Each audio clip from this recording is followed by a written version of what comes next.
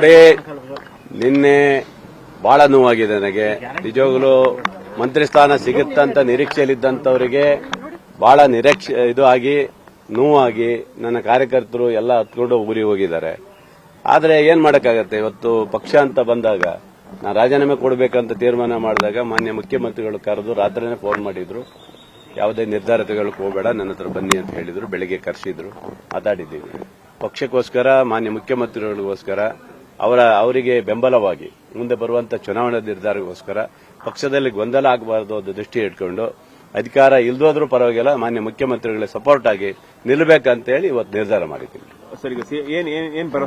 ಭರವಸೆ ಯಾವುದು ನಾನು ಕೇಳಲಿಲ್ಲ ನನಗೆ, ಯಾಕಂದ್ರೆ ಆಗೋಗಿದೆ, ಎಲ್ಲ ಮುಗಿದೋಗಿದೆ. ಮಂತ್ರಿ ಸ್ಥಾನದ ಎಲ್ಲ ಇದು ಮುಗಿದೋಗಿದೆ. ಇನ್ಯಾವುದು ಭರವಸೆ ಕೊಡುವಂಥದ್ದು ಏನಿಲ್ಲ. ನನಗೆ ನನಗೆ ಹಿಂದೆ ಟಿಕೆಟ್ ಕೊಟ್ಟವರು ಸಹ ನಮ್ಮ ಡಿ.ಕೆ. ಶಿವಕುಮಾರ್ ಸಾಹೇಬರು ಕೊಟ್ಟಿದ್ರು. ನನಗೆ ಯಾವುದೇ ಇದಿಲ್ಲದೆ ಕೊಟ್ಟಿದ್ರು.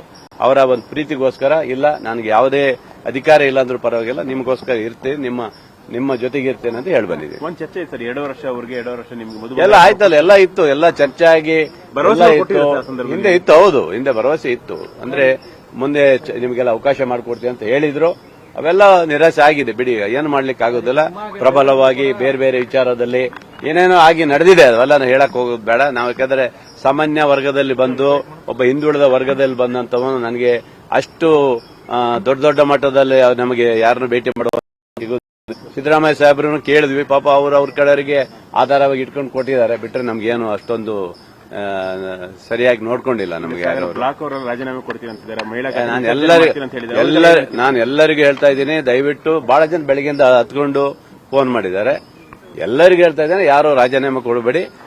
ಮಾನ್ಯ ಮುಖ್ಯಮಂತ್ರಿಗಳಿಗೋಸ್ಕರ, ಕಾಂಗ್ರೆಸ್ ಪಕ್ಷಕ್ಕೋಸ್ಕರ. ಯಾಕಂದ್ರೆ ನಾವು 3 ವರ್ಷದಲ್ಲಿ ಯಾವುದೇ ಕಾಂಟ್ರವರ್ಸಿ ಮಾಡಲಿಲ್ಲ, ಯಾವುದೇ ಭಿನ್ನಮತ ಮಾಡಲಿಲ್ಲ, ಯಾವುದೇ ಒಂದು ಸಣ್ಣ ಚಟುವಟಿಕೆಯನ್ನು ನಾವು ಮಾಡಲಿಲ್ಲ.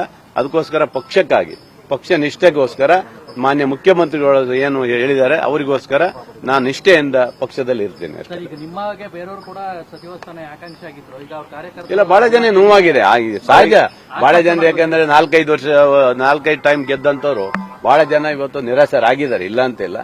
ಏನ್ ಮಾಡ್ತಾರೆ, ಪ್ರಬಲವಾಗಿರುವಂತವರಿಗೆ ಅವಕಾಶಗಳು ಸಿಗುತ್ತೆ. ಅದರಿಂದ ನೋವಾಗಿದೆ. ಅದರಿಂದ ನಾನು ಮಾತ್ರ ಮಾನ್ಯ ಮುಖ್ಯಮಂತ್ರಿಗಳಿಗೋಸ್ಕರ ಪಕ್ಷಕ್ಕಾಗಿ ನಿಷ್ಠೆಯಿಂದ ಇವತ್ತು ಇರ್ತೇನೆ. ಸಾಮಾಜಿಕ ನ್ಯಾಯ ಎಲ್ಲಿಗೆ ಬಂತು ಸರ್ ಅವಾಗ, ಅಲ್ವಾ? ಏನ್ ಮಾಡಕ್ಕಾಗತ್ತೆ ಸರ್, ಎಲ್ಲ ನ್ಯಾಯಗಳೆಲ್ಲ ಬುಡ ಮೇಲಾಗಿ ಹೋಗಿದೆ ಈಗ. ಹಾಗಾಗಿ ನಮ್ಮ ನಿಷ್ಠೆ ಇವತ್ತು ಮಾನ್ಯ ಮುಖ್ಯಮಂತ್ರಿಗಳಿಗೋಸ್ಕರ ಅಷ್ಟೇ.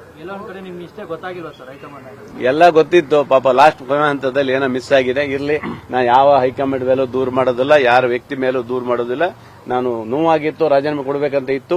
ಮಾನ್ಯ ಮುಖ್ಯಮಂತ್ರಿಗಳಿಗೋಸ್ಕರ ಇವತ್ತೆಲ್ಲವನ್ನು ಬಿಟ್ಟು ಪಕ್ಷಕ್ಕಾಗಿ, ನಮ್ಮ ಮುಖ್ಯಮಂತ್ರಿಗಳಿಗೋಸ್ಕರ ನಿಷ್ಠೆಯಿಂದ ಕಾರ್ಯಕರ್ತನ ಕೆಲಸ ಮಾಡಿ. ಕ್ಷೇತ್ರದಲ್ಲಿ ಜೋರಾಗಿ ಮಳೆ ಆಗ್ತಿದೆ, ಗುಡ್ಡ ಕುಸಿತ ಕೂಡ ನಿಮ್ಮ ಕ್ಷೇತ್ರದಲ್ಲಿ ಆಗಿದೆ. ನನ್ನ ಕ್ಷೇತ್ರದ ತೀರ್ಥಹಳ್ಳಿಯಲ್ಲಾಗಿದೆ, ನನ್ನ ಕ್ಷೇತ್ರದಲ್ಲಿ ಆಗಿಲ್ಲ.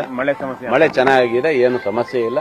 ಹಾಗಾಗಿ ಕ್ಷೇತ್ರದಲ್ಲಿ ಸುಮಾರು 1.5 ತಿಂಗಳಿಂದ ಹೋಗಕ್ಕಾಗಿಲ್ಲ. ಹೆಚ್ಚಾಗಿ ಇಲ್ಲೇ ಏನು ಮಂತ್ರಿ ಸ್ಥಾನ ಸಿಗುತ್ತಂತ ಕಾದ್ವಿ. ಡೆಲ್ಲಿ ಪಲ್ಲಿ ಎಲ್ಲ ಹೋಗಿ ಬಂದೀವಿ, ಎಲ್ಲ ಆಗೋಗಿದೆ. ಈಗ ಏನಿದ್ರು ಕಾರ್ಯಕರ್ತರು, ಪಕ್ಷ ಅಷ್ಟೇ.